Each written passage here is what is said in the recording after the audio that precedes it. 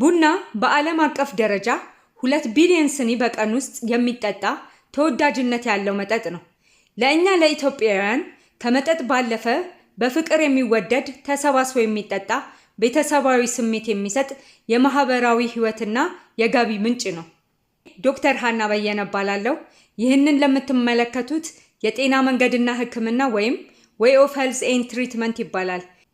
ቡና በውስጡ ካፊን ወይም አነቃቂ፣ ታኒን ወይም አንቲኦክሲዳንት፣ ካርቦሃይድሬት ወይም የተፈጥሮ ስኳር፣ ሊፒድ ወይም የተፈጥሮ ቅባት፣ ፕሮቲን ወይም ገንቢ የሆነ ከአሲድ ሲትሪክ አሲድ የሰውነት ኃይልን እንዲታደስ የሚረዳ፣ ማሊክ አሲድ የሞተን ቆዳ የሚያባርር፣ ኪዩኒክ አሲድ አላስፈላጊ ወዝ ከቆዳ የሚያስወግድ፣ ኮሎሮጄኒክ አሲድ አንቲኦክሲዳንት የሆነ ከቫይታሚን ቫይታሚን ቢ2፣ ቫይታሚን ቢ3፣ ቫይታሚን ቢ9 ከሚኒራል ማግኒዚየም፣ ፖታሺየም፣ ፎስፈረስ እና ኮሊን የሚባል አልሚ ምግብ የያዘ ነው።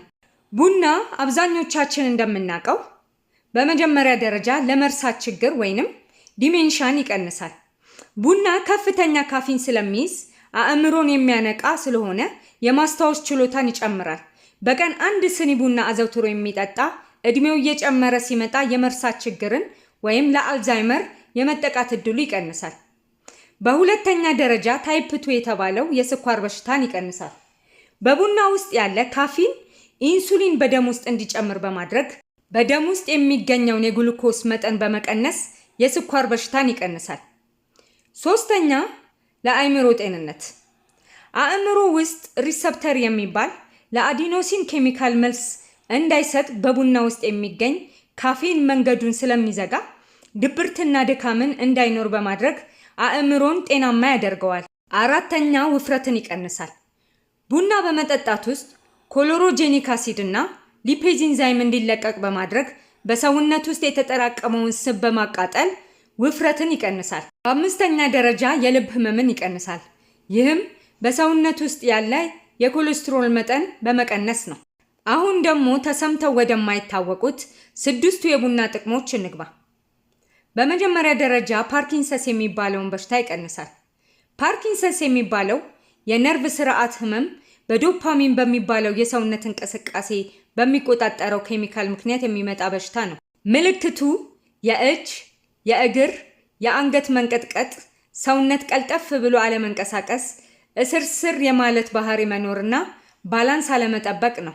ቡና በመጠጣት ውስጥ ያለው ካፊን የዶፓሚን ምርት እንዲጨምር በማድረግ በዶፓሚን እጥረት የመጣውን ፓርኪንሰንስ በሽታ ይቀንሳል። በሁለተኛ ደረጃ የሐሞት ጠጠርን ይቀንሳል። የሐሞት ጠጠር ማለት ሐሞት ከረጢት ውስጥ ሐሞት ለረጅም ጊዜ መጠራቀም ስላለበት ውስጡ ያለው ኮሌስትሮል መሟሟት ከሚችለው የሐሞት አሲድ ከሚባለው ኬሚካል በልጦ ሲገኝ ውስጡ በመዝቀጥ የሚፈጠር የቅባት ክምችት ማለት ነው። ቡና ሐሞት እንዲመረት በማድረግ የሐሞት እንቅስቃሴ እንዲኖር ያደርጋል። በተጨማሪ የሐሞት ከረጢት እንዲለጠጥና እንዲኮማተር ለማድረግ የሐሞት ከረጢትን የሚቆጣጠረው ሆርሞን እንዲለቀቅ ያደርግና በዚህ ምክንያት የሐሞት አሲድ ኮሌስትሮል እንዲሟሟ በማድረግ የሐሞት ጠጠር እንዳይፈጠር ያደርጋል። ሶስተኛ የኩላሊት ድንጋይ እንዳይፈጠር ይረዳል። የኩላሊት ጠጠር ማለት በሰውነት ውስጥ ያሉ ሚኒራሎች ወይንም ማዕድናት፣ ተረፈ ምርቶች፣ ፈሳሾች የሚወገዱበት በኩላሊት አማካኝነት ነው። ከሰውነት በኩላሊት አማካኝነት ሲወገዱ በቂ ፈሳሽ ይፈልጋሉ። እነዚህ ሚኒራሎች ወይንም ማዕድናት ካልወጡ እርስ በራሳቸው ተጣብቀው ጠጠሮችን ይፈጥራሉ። በዋነኝነት ከሚታወቀው የኩላሊት ጠጠር መካከል ካልሲየም ኦክዛሌት የሚባለው ነው። ቡና በሁለት መልኩ የኩላሊት ጠጠር እንዳይፈጠር ይረዳል። በመጀመሪያ ሽንት ቶሎ ቶሎ በመሽናት ሚኒራሎች ወይንም ማዕድናት እንዳይጠራቀሙ ለድንጋይ እንዳይጋለጡ ያደርጋሉ። በሁለተኛ ደረጃ ቡና በውስጡ ሲትሪክ አሲድ የሚባል አሲድ ስለሚይዝ ኩላሊት ከሚያጠራቅማቸው ማዕድኖች መካከል ካልሲየም ጋር በመጣበቅ ካልሲየም ሲትሬት በመሆን እንደገና ወደ ሰውነት እንዲመለስና በሽንት መልኩ ወደ ደጅ ከመውጣት እንደገና ጥቅም ላይ እንዲውል በማድረግ የኩላሊት ድንጋይ እንዳይፈጠር ይረዳል። በአራተኛ ደረጃ ቡና በውስጡ አንቲኦክሲዳንትና አንቲኢንፍላማቶሪ ስለሚይዝ ካንሰርን ይከላከላል። አንቲኦክሲዳንት ሲባል ከሰውነት ውስጥ የሚለቀቁ ፍሪ ራዲካል የሚባሉ ለካንሰር መምጣት ዋና ሚና የሚጫወቱ ሲሆኑ እነዚህ ፍሪ ራዲካልን የሚያስቆሙ አንቲኦክሲዳንቶች ናቸው። በዚህ ምክንያት ካንሰር እንዳይፈጠር ይረዳሉ። አንቲ ኢንፍላማቶሪ ሰውነትን በቫይረስ፣ በባክቴሪያ፣ በመርዛማ ነገሮች ከተጠቃ ብግነት ይፈጥራሉ። ይህም ስር የሰደደ ከሆነ ዲኤንኤ ወይንም ዘረመልን በመጉዳት ሴሎች ወይንም ህዋሶች ለካንሰር ይዳርጋል። በአምስተኛ ደረጃ ጉበትን ይጠብቃል። ቡና በጉበት ላይ የስብ ክምችት ሄፓታይቲስ ቢ ኤንድ ሲ ወይንም በጉበት ቫይረስ ቢና ሲ የሚያመጣውን የጉበት በሽታን ይቀንሳል። ስድስተኛ ሜታቦሊክ ሲንድረምን ይቀንሳል። በደም ውስጥ ያለ የስኳር መጠን መጨመር፣ የደም ግፊት መጨመርና የኮሌስትሮል መጠን ከፍ ማለት የሶስቱ ቅንብር ሜታቦሊክ ሲንድረም ይባላል። ቡና በደም ውስጥ የሚገኘውን ስኳርና የኮሌስትሮል መጠንን በካፊን አማካኝነት በመቀነስ ሜታቦሊክ ሲንድረምን ይቀንሳል። ቡና ከልኩ ባያልፍ የተመረጠ ነው።